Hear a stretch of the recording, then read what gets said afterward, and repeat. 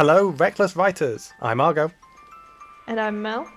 and today we're talking about motivation on writing without a license.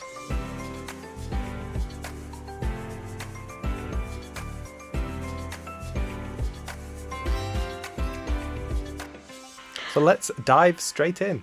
Mel, what motivates you to write? A really hard question, because I don't think motivation comes to me that easily. I don't know about you, but sometimes it feels like you're trying to pull a donkey along with something that donkeys don't like, tangling a stick and it's not got a carrot on the end of it. It's got like a brick, and the donkey's like, nah. Uh, yeah.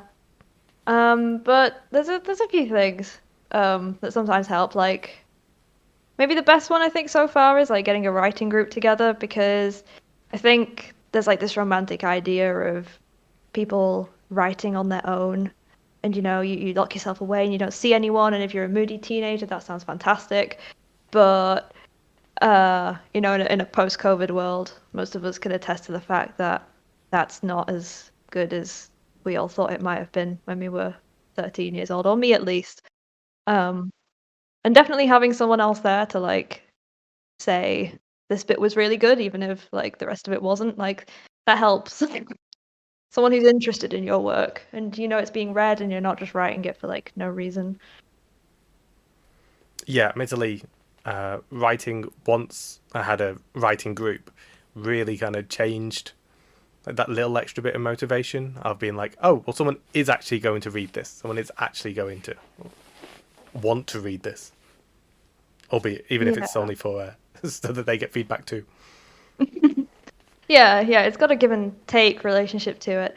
Um, Although, like, if you're starting out as a writer and you're kind of struggling with motivation, then like you don't always have to have a writing group to sort of get that feedback. For Mm, example, like if you're a fanfic writer, you can just throw your work out onto the internet, and whether if it's like remotely good, you'll probably get some interaction. And if you keep putting stuff out there, your name will keep popping up on the forums again. And eventually, you'll find that these are people that you want to write for. These people who give you likes and like little one-line reviews.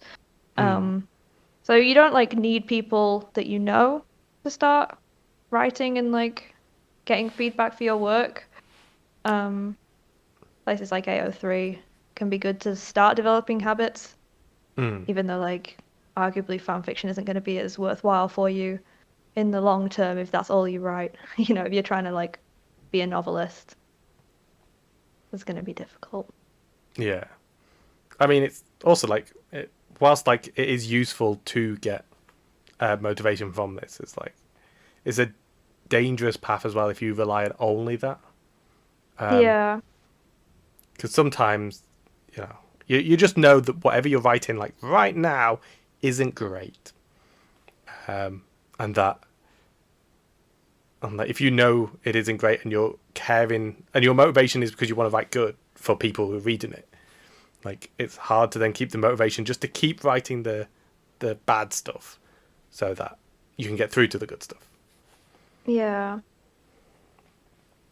And I feel like definitely you've got to find a lot of motivation internally.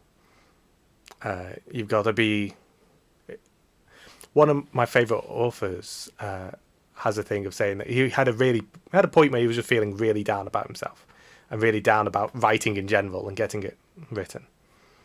Mainly because he'd written however many books and wasn't getting published, wasn't getting out there, and had to stop and think. He's like, well, if you weren't getting anything from it, if you weren't publishing a book, if you weren't selling, you weren't making money, you weren't doing any of this, would you still be writing? Chances are the answer is yes. But like realizing that and kind of accepting it deeper down is a lot harder than just saying it. Yeah. Yeah. Yeah, I think there's also like a slight difference of like, would you still be writing without all that, but also without people reading your work? I think that's like another section. Like, are you happy like writing into the like just for yourself? Yeah. Um, Because if you're writing just for yourself, then to some extent, are you writing a diary? Um, I mean, no, if you're not cataloging your day. But you know what I mean? Like if it's No, not because for other people, then... in my diary, I'm not a teenage girl.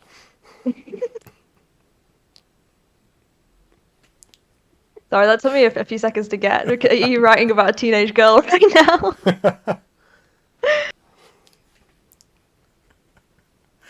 Oh Moving dear. on, swiftly on. Moving swiftly on. Where was I? Motivation. Yeah. Yeah, so like money and like fame and eventual income are all good reasons to want to write. But if you've got none of that, but you also don't have people liking you on, if you'd still be writing anyway, then like I applaud you because I cannot really consistently write without someone giving me a little bit of praise. Like I need that like carrot on the stick. Yeah. Yeah, like piles of gold would be like fantastic as well, but Mm. a little bit of praise every now and then. Just A few people validation. around me. Yeah, just like you are writing, you are doing something. You're not just like sat there living in your own world and putting it on paper for God knows what reason. Like there are other people who do appreciate this. Like that's all I need. And maybe one day I can publish it and validate Yeah. this. You. um, but right now it's sort of like a sense of community that I get from writing, which is like Yeah. completely against the romantic ideal of the lonely writer alone in their office. It does. It adds something when you write it, knowing that someone's going to be reading it soon. That actually, these few thousand words you're writing now will be read like in a few weeks, or Yeah, the day after, depending on how good you are with deadlines. yeah. Then they're not just like going into my computer to be seen by Mm. no one and nothing until I go back and edit it, and then it's just me again. So Yeah.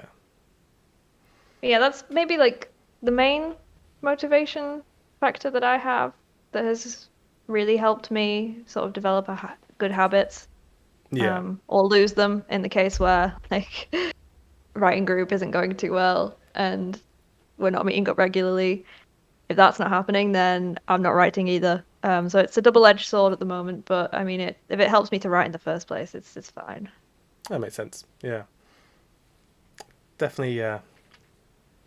Writing speed definitely increased for writing groups. So taking it right back to the very beginning, what originally motivated you to start writing any book? Yeah, it was praise. It was 100%.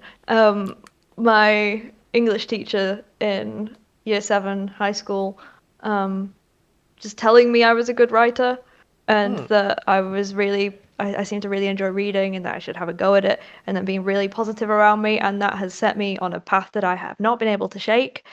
Um, I'm mostly grateful to her, but I also sort of mourn the money I could have had if I'd gone a different route.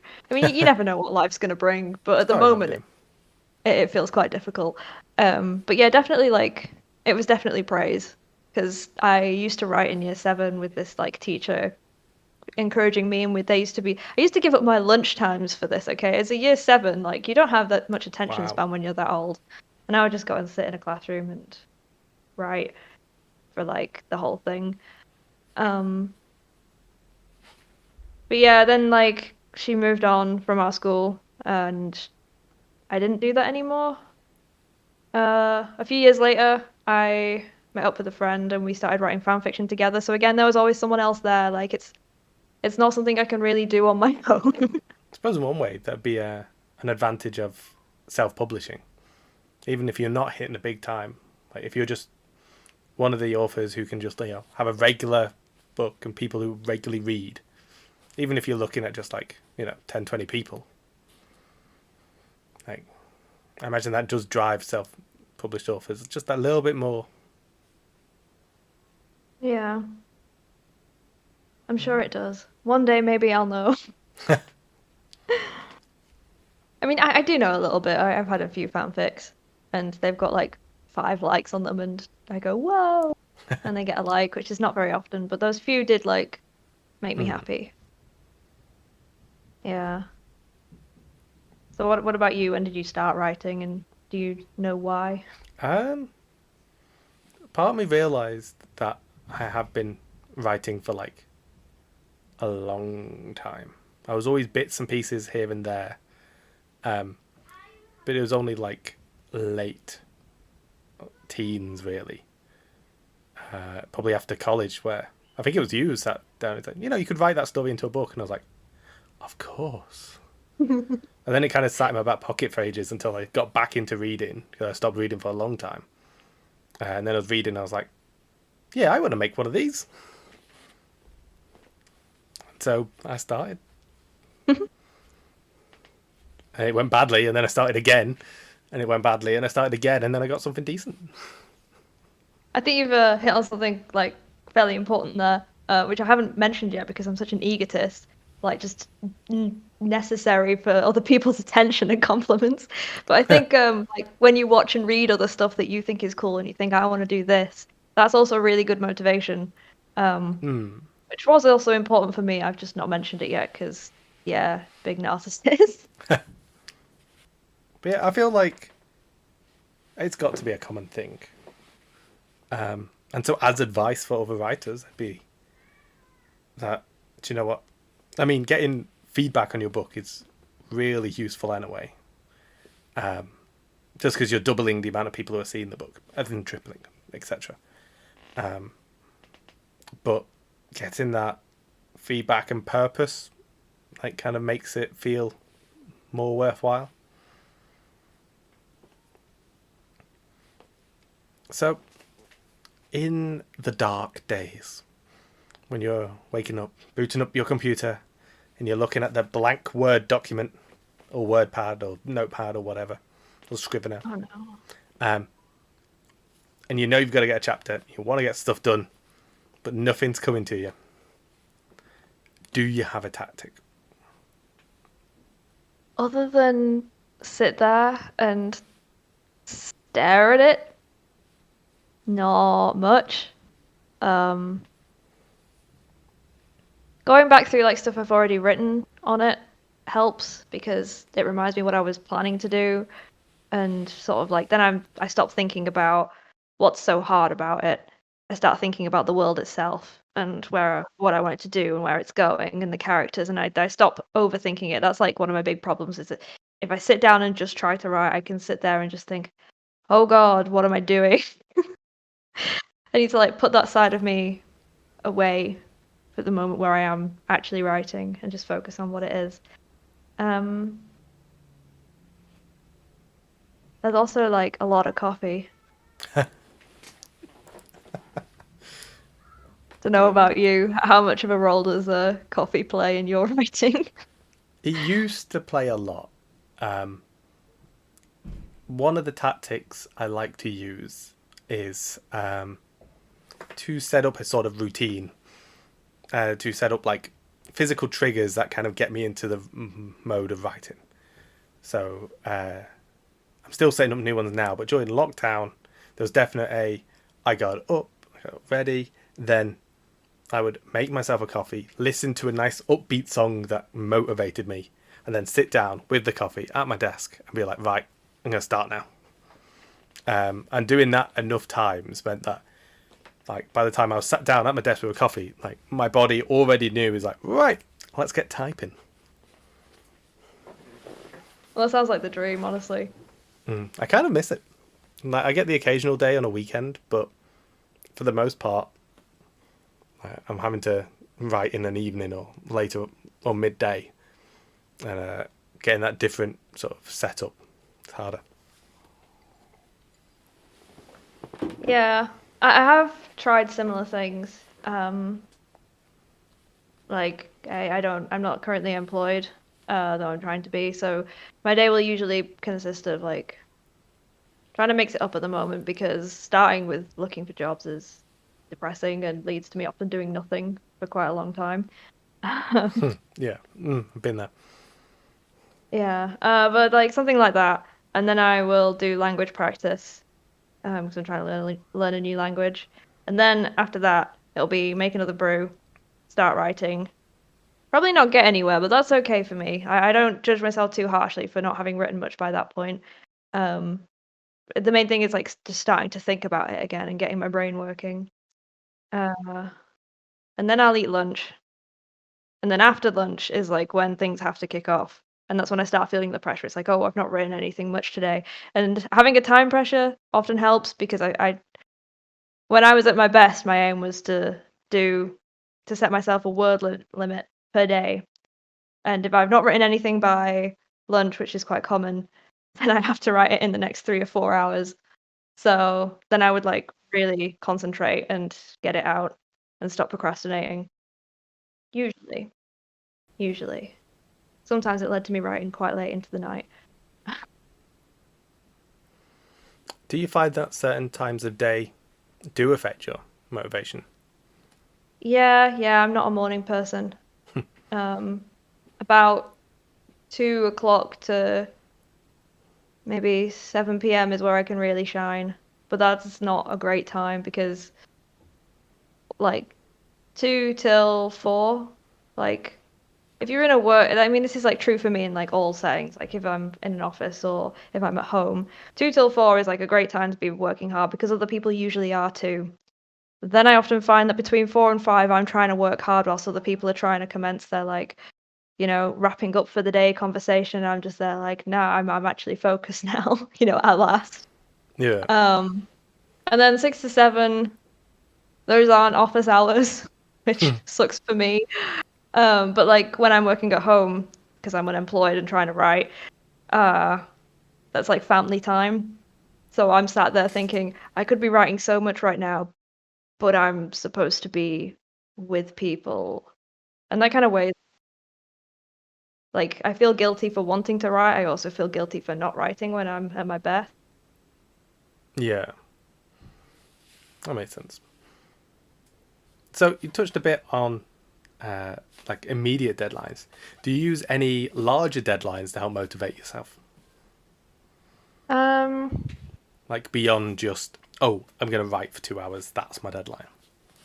I mean, there's the general like I want to get a book out this year sort of deadline. Like if I don't manage to write a book in 1 year, then I maybe wouldn't be able to cut it as a full-time author um, later in life. I mean, I'll be a different person later in life, so that's not really equivalent. But Oh, you're going to be Greg. Greg, Yeah, Greg. Greg, Greg R. Martin, one book in 10 years.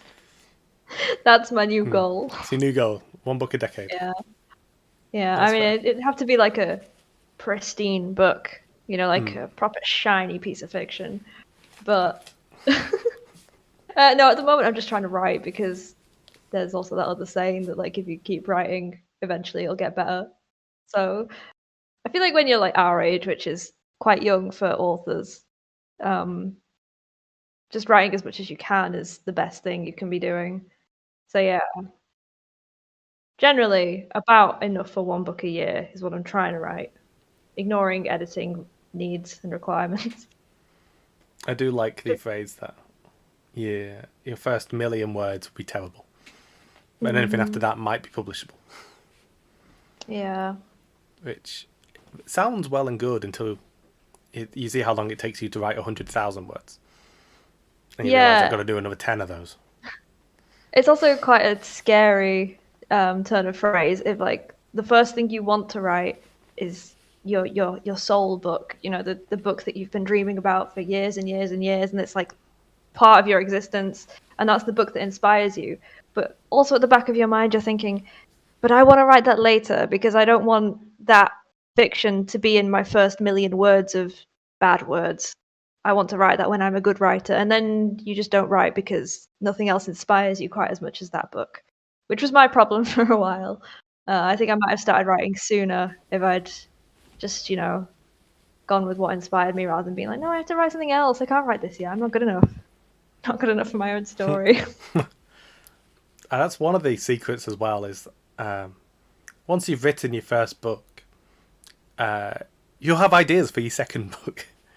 And ideas do come to you, and new ideas that you're now excited about. Actually, one of the best motivations is writing the thing you're most excited for. Yeah. Yeah, and like once you get that book that you were excited for out, you realize that there are other books you're excited for. So like the next thing will be even more exciting and you'll be happy to write that. And then there'll be another thing. Or you're not cut out for writing and that's why you finish. But then you've done it, you've written a book. True. So True. It's definitely a mistake I fell for. Because when I first started writing, I started writing my magnum opus, the book of my life. Not of my life, the book of my... but I got a few chapters in and kind of just stopped because like this isn't coming across how I want it to be. And then picking it up again, say a few months later, like, no, I'm going to make this writing thing happen. And then you start writing the book and you get a certain way through and you're like, I'm not quite sure. And because you don't realize when you start just how much distance there is between the ideas you have in your head. You could have the whole thing planned out. You have like, right, okay, we're going to start here, then they're going to meet here, and then they're going to go here, and this will be cool, and this will happen. And you realize that there's like 2 chapters between there that you've kind of got to actually work out what happens to get from A to B to the cool thing. And keeping that motivation is hard when you've got no clue what you're doing. That's why I gave up twice. And then what finally got me actually into writing and kept the motivation up was I started writing something else. It's a book I never finished and never really got deep into, but I wrote it as I'm just going to fly by the seat of my pants and just write this. I'm like, okay, here's a cool scene, here's a cool character, let's throw this in. Oh, then let's do this cool thing, let's do this cool thing. I'm thinking about the progression and that. And then by the time I was done, I think it was something like 20,000 words in. And just, it then motivated me to go, I'm going to start my actual book now. Now that I've got that little bit under my belt, I've got that first chip of the 1,000,000 words. And definitely helped. I think you were saying somewhere in there that like motivation can flag a bit in the middle of a book. That's the bit that people tend to be least sure of. I think that's definitely true. Writers tend to be least sure what's happening in the middle as opposed to like the start, which is like all new, and the end, which is the big climactic finish. The middle is like the least obvious place for you to know what to do with it, and that's where things can get tricky and motivation gets harder to grasp. Yeah. At the start, everything is all shiny and new, and you get to play with all your toys, and like introduce all your toys to everyone. And then, say the ending is always the big dramatic thing that you've been thinking about for the entire book. But that middle bit, when you kind of just got to fill it out and make sure the ending makes sense. I can't remember who it was. It was another author who their opinion on it was always that the middle bit's actually the exciting bit. Because, like I say, at the start, you get to introduce all these toys in that. Whereas the middle is the point where you get to play with all your toys. Yeah, okay, you've got one action figure of Iron Man and one action figure of Batman. And the middle bit's the bit where you get to make them fight. And that's... Depends on what kind of person you are, because that's the bit that requires the most creativity, is the fight. Like, up till then, you're just, like, describing Batman and Iron Man. There goes my camera. I was just about to say Superman. I mean, who confuses Iron Man and Superman?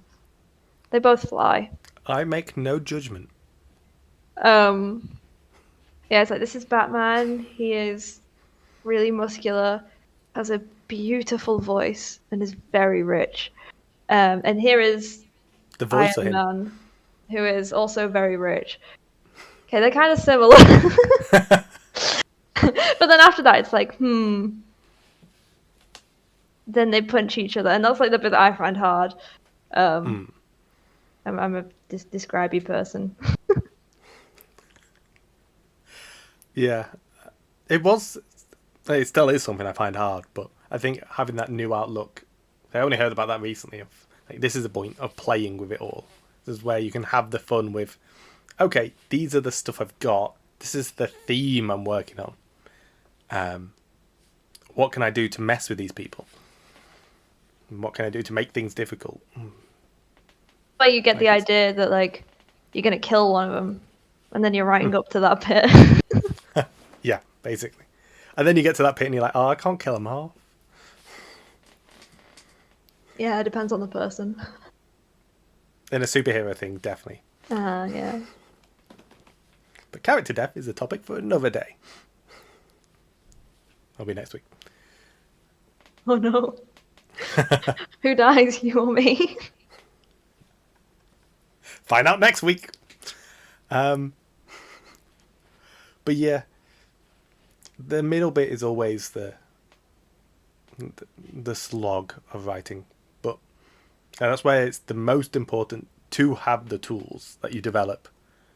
When you've got that motivation in the start of like, I'm going to plow through, I'm going to write this, then it's worth using that point to set up this is the time of day I'm going to write. This is the point I'm going to write. This is what I'm going to do to lead up to it. And then using that once it's now established in the bit where you need that motivation. Because at the end of the day, motivation is like showering. You do have to do it often for it to be effective.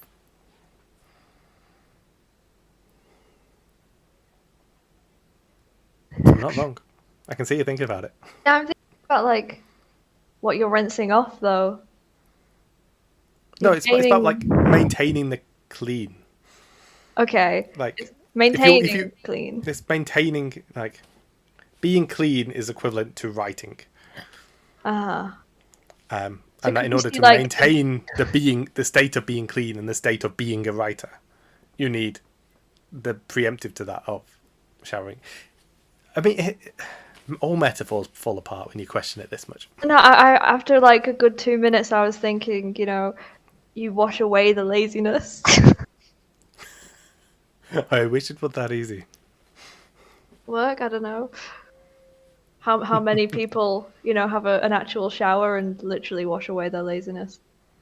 To be fair, I can't write, like, this is a different thing. It's not quite motivation, but things that stop me from writing are if I have too many distractions, and like greasy hair is something that like really distracts me. But I feel like I'm constantly needing to Alright. itch. Like I just have to get away from my computer and go for a shower. Yeah. So in my case, showering can be necessary to sitting down and getting with it. It's Because both. yeah, I mean, removing obstacles is important. Like, removing all those distractions. One thing I found myself doing now is when I want to be sitting down and writing, if I find myself struggling, I'll literally go and take my phone and like into another room and throw it onto my bed and be like, right, no, you're staying there. Back off to the desk. Just so I don't have that urge to just pick it up and doom scroll out of habit. It's important. yeah, that's smart. It's not what I do. Well, it was born out of fury when I was like, why have I just picked up... I'm supposed to be writing. Why have I picked this up and just randomly scrolled Reddit? Like, there was no reason for me to have done this. Yeah, I'm sure I've tried like the whole like remove things before, but then I just find like myself automatically opening them again, or like get like within like 5 minutes, just stand up, go and grab phone, and then bring it back, and it's like nothing works. If I can remember where I put it, I'm gonna go and get it. If you're like that, then get your phone and write notes for your story on it, and then leave it next to you, and then every time you go to look at it, they'll be there, and you'll be like, oh yeah, I'm writing. I mean, it's not a bad tactic. Maybe. I mean, the fact that I can't just like persevere through my distractions is not good, but It's a symptom of modern society. You've just got to work around distractions. yeah. It's like they say, bravery is not the absence of courage, it's overcoming it. Motivation is not the absence of laziness, it's overcoming it. That's going on my quote of the day. Maybe to become merch eventually. T-shirt. There will be merch eventually. Check out this link in the bio. In about 3 years when I get around to it. and have enough people wanting to buy t-shirts. One day. Motivation. Yeah. Realizing I've just put off something for 3 years in a talk about motivation. With that, I'm going to go off and have a shower and motivate myself. No. Don't forget, you don't have to pass the test. You just got to write. What a way to end it. Gonna go have a shower and motivate myself. I'm keeping that in.